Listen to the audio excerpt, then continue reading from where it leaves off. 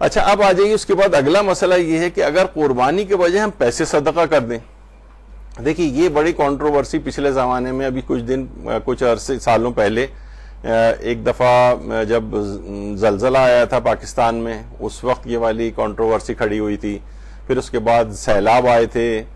تو اب اس وقت یہ سوالات مراجع کو بھی بھیجے گا. آج میرے پاس اتنا ٹائم نہیں ہے ورنہ میں سارے استفتات بھی آپ کے سامنے رکھتا کہ کیا ایسا کیا جا سکتا ہے کہ بجائے کہ ہم مستحب قربانی کریں ہم یہ سارے پیسے مثلا زلزلہ زدگان کو دے دیں, مثلا ہم قربانی نہ کریں بلکہ پیسے مثلا سیلاب زدگان کو دے دیں.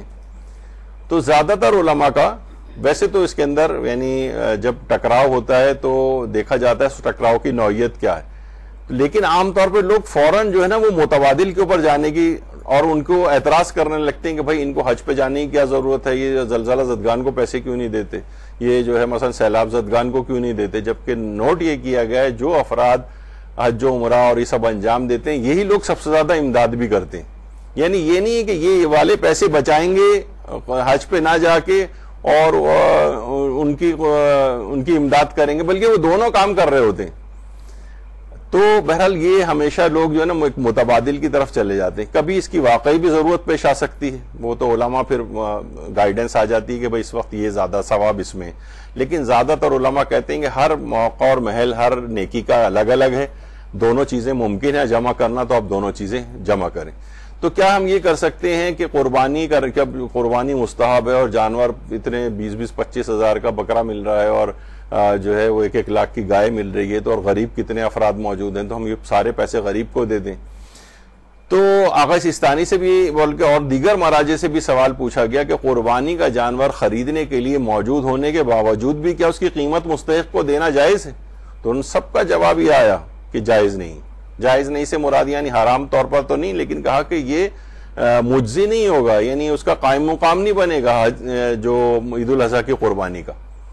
یعنی عام طور پر لوگ فوراً جو متبادل دکھاتے ہیں, یعنی ہر چیز کا ایک الگ موقع اور محل ہوتا ہے. تو ابھی موقع اور محل یہ کہ نہیں قربانی اللہ اس جانور کا خون بہتے دیکھنا چاہتا ہے, یعنی جو آپ کو فضیلت آپ کو فوائد ملیں گے اس جانور جب تک ذبح نہیں ہو جائے گا. اس کے ساتھ کر سکتے ہو تو امداد بھی کر دیں کسی کی. تو آغا سیستانی فرماتے ہیں کہ عید الاضحیٰ کی مستحب قربانی میں اگر قربانی کے بجائے اس کی قیمت کسی مستحق کو دی جائے تو قربانی کے حکم کے بجاوری کے لیے کافی نہیں ہے. غریب کی مدد کرنے کا ثواب ملے گا لیکن عید الاضحیٰ کی قربانی کا ثواب نہیں ملے گا. یہ آغا سیستانی نے بھی کہا, دیگر اور علماء کا بھی یہی نظریہ ہے.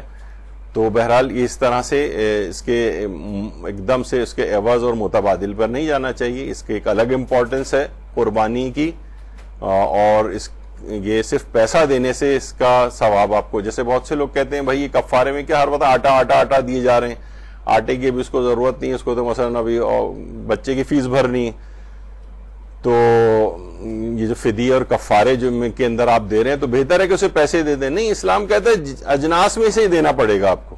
یہاں پر یہ تعبداً یہ حکم ہے, یہ ہم اپنی عقل نہیں چڑھا سکتے کہ اس وقت بچے کی فیس کی ضرورت ہے. بچے کی فیس کے لیے الگ سے دیجئے, لیکن یہ جو کفارے اور فدیے وغیرہ ہوتے ہیں اس کے اندر وہ اجناس میں سے دینا پڑتا ہے, اس میں رقم نہیں دی جا سکتی.